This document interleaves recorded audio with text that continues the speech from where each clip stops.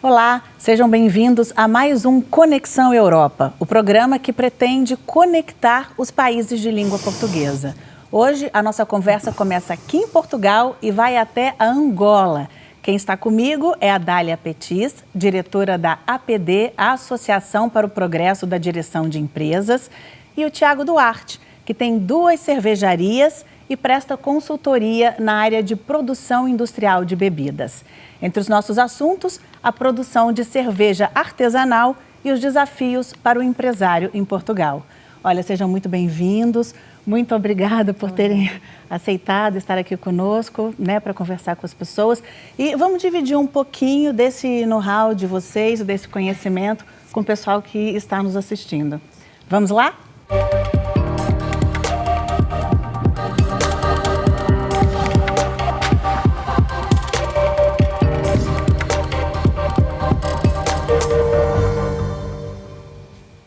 Angola é um país africano rico em recursos naturais, com uma economia que cresce desde os anos 90, com o fim de uma guerra civil. Em outubro desse ano, o FMI colocou o país na posição número 72 na lista das 192 maiores economias do mundo. No entanto, quando olhamos o PIB per capita por pessoa, Angola vai para a 48ª posição entre os países mais pobres do mundo. Está entre os líderes em índices como desemprego e mortalidade infantil. São 2 lados completamente diferentes e que surpreendem ainda mais quando vemos os números do investimento angolano em Portugal. Em junho deste ano, foi maior do que o investimento português em Angola. A diferença é de mais de 240 milhões de euros. As relações entre Portugal e Angola acontecem principalmente nas áreas financeira, de energia, construção e indústria. Tiago, pelos números, a gente vê que os angolanos já enxergaram as oportunidades em Portugal. E você já percebeu também as oportunidades na Angola. Eu quero que você conte um pouquinho como é que está sendo essa sua experiência e o que o país tem a oferecer para investidores estrangeiros. Eu tenho já alguma experiência a trabalhar com empresas angolanas na área da produção de cerveja, que é a minha grande experiência na área profissional, desde o desenvolvimento de novas cervejas até projetos de otimização, projetos de novos equipamentos, modernização da indústria. Enfim, tenho aqui algum know-how e algum conhecimento de Angola. Angola é um país que realmente tem oportunidades enormes, quer pelos seus recursos naturais e principalmente, eu acho, pelo seu povo, que são pessoas maravilhosas, são pessoas extremamente focadas, simpáticas e amigas. Portanto, são pessoas que nos recebem muito bem. É um país que, pela sua história recente, a questão da guerra civil, como a Flávia falou, destruiu muito valor e criou muitos problemas no desenvolvimento de Angola. O know-how desapareceu durante vários anos e eu julgo que essa questão do know-how, aliada à falta ou ao déficit de formação profissional que ainda se verifica lá, apesar de estarem a aparecer novas universidades e novos quadros técnicos com valor, mas todas estas questões juntas contribuem pouco para o desenvolvimento da economia nacional e da indústria nacional, que é a área onde eu estou mais envolvido. O Tiago trabalha tanto na Angola quanto em Portugal. Sim, em tem Portugal, negócio dos 2 lados. Sim, em Portugal tem outra atividade, que é uma cervejaria artesanal na Baixa do Porto, mais concretamente a fábrica da Picaria, na Rua da Picaria, na Baixa do Porto, que é um conceito que nós fomos beber algum know-how ao Brasil, que tem uma história muito grande nesta área das cervejas artesanais e nos brewpubs. Resolvemos fazer há 6 anos atrás um investimento na Baixa do Porto para exatamente trazer esse conceito para os portugueses. Curiosamente, tivemos um enorme sucesso junto da comunidade brasileira que vive cá em Portugal, no Porto, também dos turistas e também dos portugueses, felizmente. Fomos o primeiro brewpub a abrir no Porto.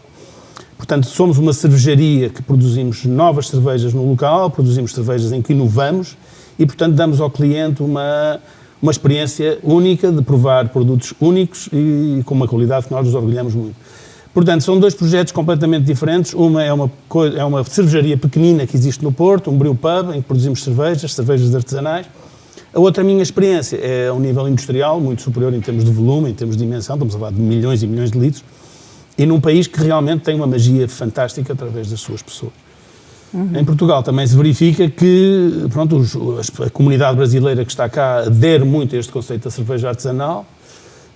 São clientes maravilhosos que nós temos e estamos muito orgulhosos de lhes poder dar sempre cervejas novas e inovação a provar. Pronto, Odália, o empresário português, ele procura oportunidade em outros países de língua portuguesa, ou como o Brasil, por exemplo, e na Angola, ou ele está muito voltado ali mesmo, aqui para o mercado interno? As empresas, de uma forma geral, quando pretendem crescer, têm que se virar mesmo para o mercado externo, porque realmente Portugal somos 10 milhões de habitantes e não tem escala.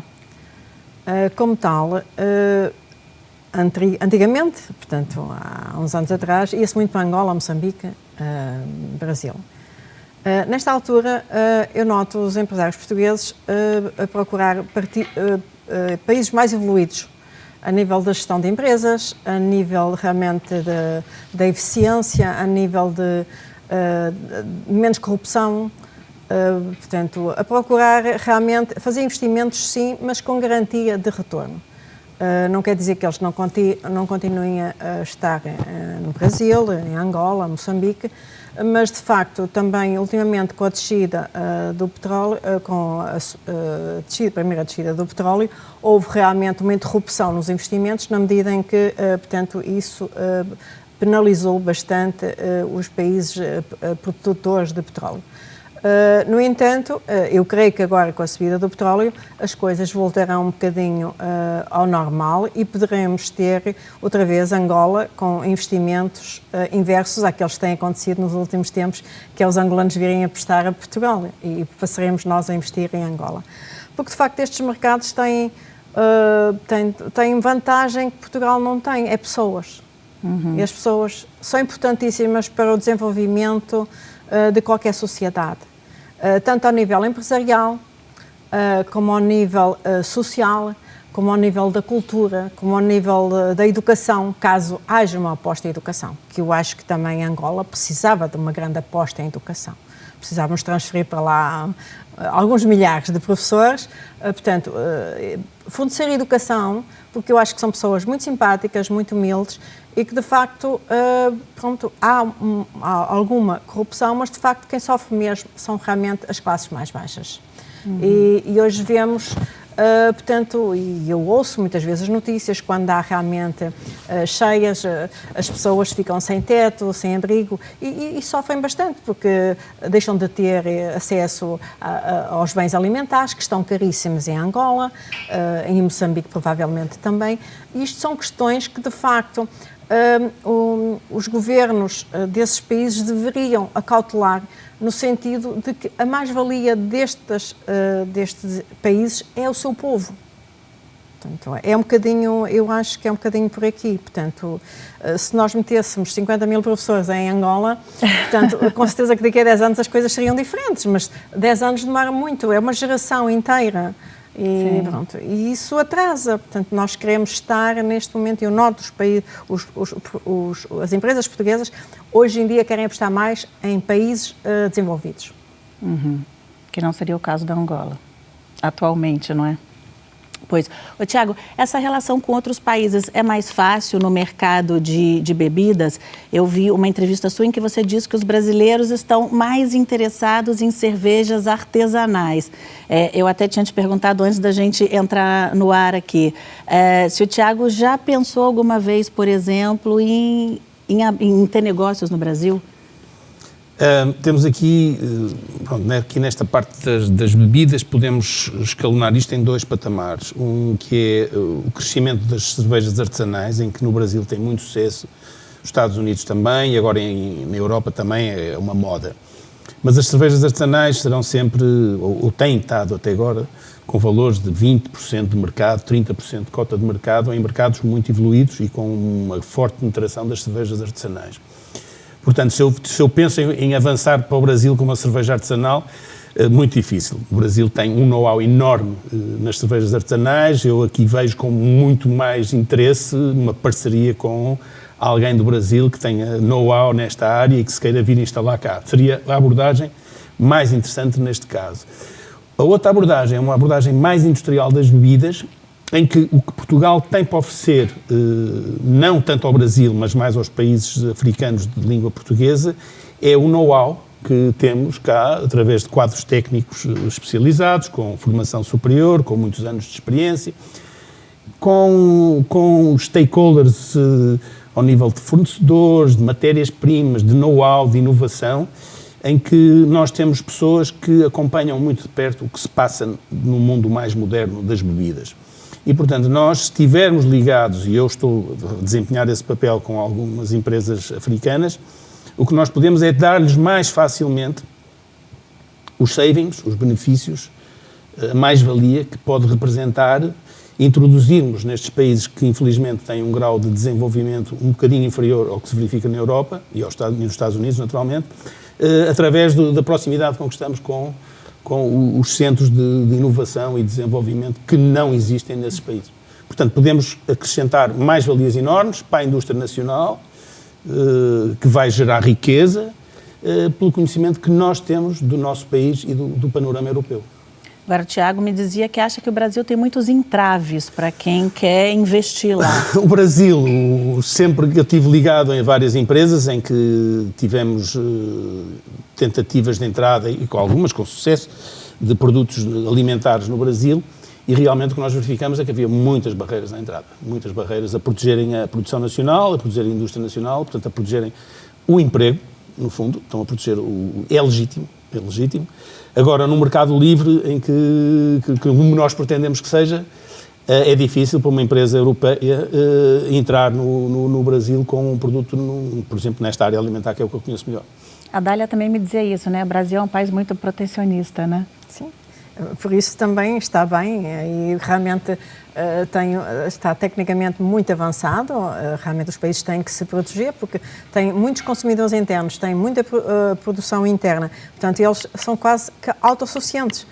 Precisam um pouco realmente de pessoas que vão lá investir. No entanto, também há o facto de realmente qualquer investimento no Brasil requer escala. Portanto, requer escala e requer altos investimentos. Portugal, portanto, sendo um país pequenino, tem dificuldade em ter, porque não tem realmente a capacidade de, com 10 milhões de habitantes, ir fazer um investimento num país que tem 210 ou 220 milhões.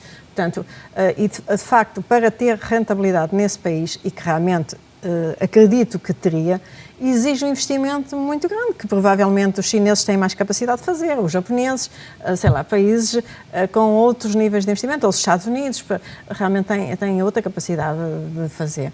Daí, realmente, investir no Brasil, só com parceiros brasileiros que já conhecem o mercado e realmente haver tipo uma parceria.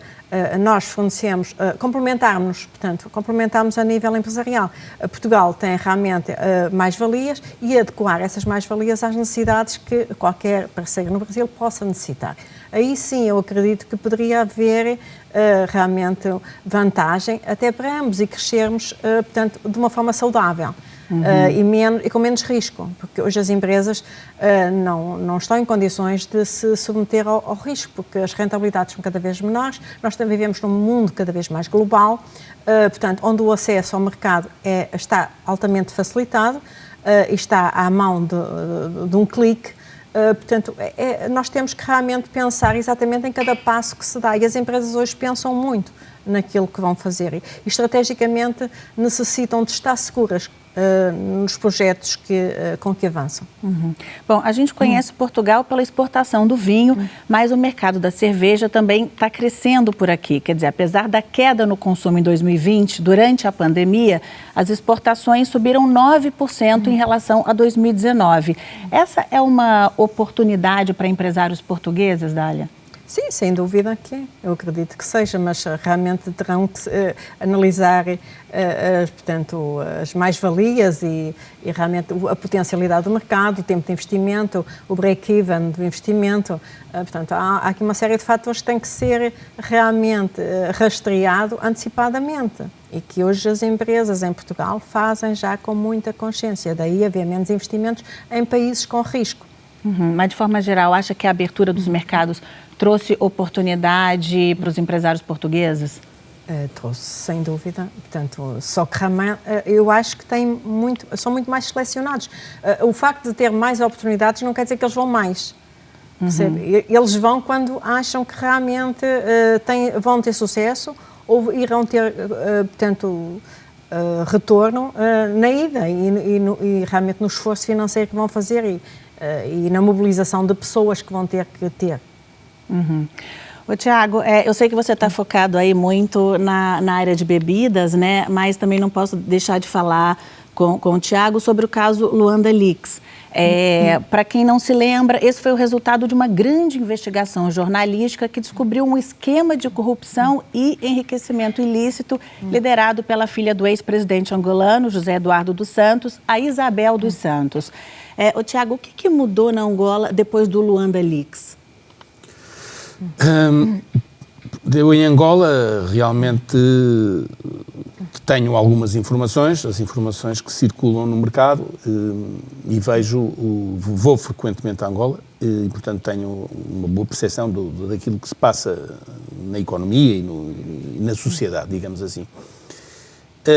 Angola sofre muito com a questão da desvalorização do Kwanza, sofre imenso com a baixa do preço de petróleo, como já falei, sofre imenso com a falta de qualificação de técnicos com formação superior e, portanto, tem uma inflação muito forte e o povo está normalmente em situação de sofrimento constante. Portanto, é um panorama, digamos assim, em que a produção nacional está a crescer, está a se desenvolver, os investimentos começam a aparecer, muito com a iniciativa privada, já começa também a haver muito apoio do Governo, do Ministério da Economia e da Indústria para haver novos projetos, principalmente na área da agroindústria, no setor primário, que é fundamental para a sustentabilidade do país e a sua menos dependência das importações e menos dependência de moeda externa. E realmente o panorama para a sociedade, para o povo, é este, há vários anos. Portanto, uma inflação cada vez mais difícil e os preços a galoparem. O Luanda Leaks, o que se verifica é que há uma camada da população que vive um bocadinho estratosférica. São poucas pessoas, mas têm acesso a meios e investimentos que fizeram, dentro e fora do país, muito elevados. De forma alguma vou estar a questionar a legitimidade desses investimentos. O que se verifica é que tem havido aqui alguns apreendimentos, alguns arrestos nestes processos todos. Também não deixo de valorizar, toda a gente fala mal de certas pessoas que foram agora aqui faladas, mas eu também devo dizer uma coisa que é honesta, é que essas pessoas tiveram coragem de investir em Angola, durante o período em que puderam fazer esses investimentos, criaram emprego, criaram empresas, criaram muito emprego. Portanto, realmente, há pessoas que estão agora a ter que devolver e a ter que fazer determinados pactos com o Governo para resolverem esta questão, mas também devo dizer que durante muitos anos contribuíram de uma forma muito positiva para o crescimento e para o desenvolvimento da economia angolana. Então, Tiago, acho que para o povo mesmo não mudou nada. Para o povo, eu julgo que todas estas medidas que estão a ser conduzidas pelo novo Presidente, e muito bem, para o povo ainda não se consegue verificar grandes impactos, porque estamos num cenário, num contexto económico muito difícil da questão da inflação, do petróleo e do Kwanza, em que não promove nada a economia, o consumo interno. E para o investidor, para vocês, que investem lá?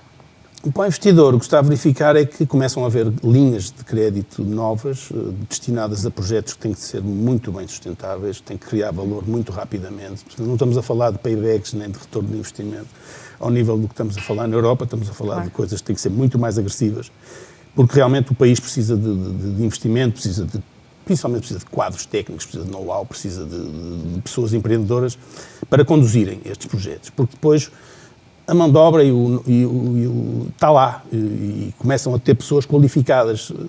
Não têm muita experiência nem muita formação por estas questões todas que verificamos no passado. Mas deixe-me complementar a sua resposta relativamente, portanto, ao antigo presidente. Eu acho que fizeram coisas fantásticas. A Angola teve períodos áureos há 10, 15 anos fantásticos. Portanto, não houve só coisas más, houve coisas também boas. No entanto, se calhar não preveniram devidamente o futuro, que era realmente investir muito na educação, investir na formação das pessoas, investir realmente na saúde, investir nos cuidados primários. Portanto, e eu acho que era essencialmente nisso. Portanto, nós temos Angola, é um país riquíssimo. Costuma-se dizer que aquilo não dá uma vez, portanto, por exemplo, na agricultura, uma pessoa não semeia uma vez por ano, uma pessoa colhe 3 vezes por ano. Portanto, isto não acontece em lado nenhum. Portanto, isto deveria ser devidamente acautelado, porque eles realmente podem ter uma produção interna a nível, por exemplo, da alimentação, quase que autossustentáveis. Portanto, isto são as coisas que realmente, se calhar, foram menos bem feitas e que, se tivessem sido feitas neste sentido, hoje teríamos também uma Angola pujante, tipo um Brasil. Portanto, e se tivesse autoproduzida relativamente ao mercado externo e investido no seu mercado interno, provavelmente hoje teríamos uma Angola diferente. Mas costuma ser a África, vai ser sempre a África. Não sei se será, se não será. Depende de quem realmente tem o poder na mão e realmente o sacrifício e a frontalidade de impor aquilo que é razoável para o país e para o povo. Bom, e também a corrupção não é uma exclusividade da Angola, né? Ela está lá, ela está no Brasil, ela está aqui em Portugal. Agora, isso interfere no ambiente empresarial de negócios? Interfere. Quer dizer, esse é um desafio, né, para o empresário português ou também para o estrangeiro que vem investir aqui? Interfere porque, de facto, nós vamos para Angola, nós temos que ver os pressupostos que há para realmente nos movimentarmos em Angola. Nós vamos, por exemplo, para a França ou vamos para Londres, nós temos muito mais facilidades. Sabemos que as linhas são aquelas, cumpre-se aqui, portanto, aqueles pressupostos e as coisas funcionam. Ou para a Suíça, são países já realmente muito mais evoluídos, que têm regras e não há realmente essa corrupção. Ou não tem a escala, essa corrupção não é na escala que realmente nós encontramos nestes países. O que dificulta muito realmente as empresas de realmente irem e acrescentarem valor nesses países, porque isso seria sustentável. E sendo a lusofonia realmente um valor incalculável, porque eu acho que a lusofonia hoje em dia é falada, portanto, o português é falado por cerca de 280 milhões de pessoas. Se nós também nos autoprotegêssemos, nós seríamos das economias, se agregássemos e todos como um país, nós seríamos das economias maiores do mundo.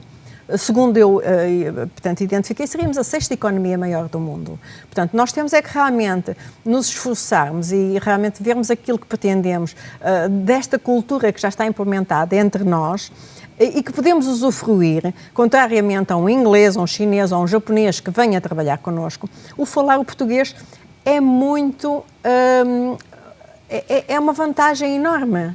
Sem dúvida. É uma vantagem enorme, porque conhecer a língua, podermos conversar a mesma língua, podemos falar dos problemas na mesma língua, há um fluxo de discurso, há uma empatia entre as pessoas, depois acrescida das relações culturais que podem criar-se. Realmente eu acho que podia-se construir aqui algo diferenciador. É lógico que a África é sempre a África, mas a África também olha para Portugal e qualquer coisa que a África faz passa por Portugal, ou na sua maioria passa por Portugal. Portanto, isto o que é que quer dizer? Que no fundo eles gostam do ambiente que se vive em Portugal. Portanto, se pudéssemos transportar para lá algo, isso seria bom. E os números mostram isso, não é? Que eles gostam. Tanto é que investiram tanto aqui, muito mais do que os portugueses investiram lá. E o Tiago concorda com essa análise da Dália? Claro que sim. Eu só acrescentava duas coisas muito rápidas no que a Dália disse. Eu julgo que para o investidor, a questão que falou da corrupção é uma palavra só. É o risco. Chama-se isso o risco. Pronto. Porque realmente não sabe efetivamente qual é o investimento. sabe e tem muita certeza relativamente ao proveito, ao rendimento, à receita, aos custos, etc. Mas o investimento não consegue saber qual é, porque há muitas variáveis que não são evidentes. Bom, Dália, Tiago, muito obrigado por essa conversa, que infelizmente o nosso tempo acabou. Olha, o pessoal aí de casa, obrigado pela companhia. A gente volta na semana que vem. Até lá.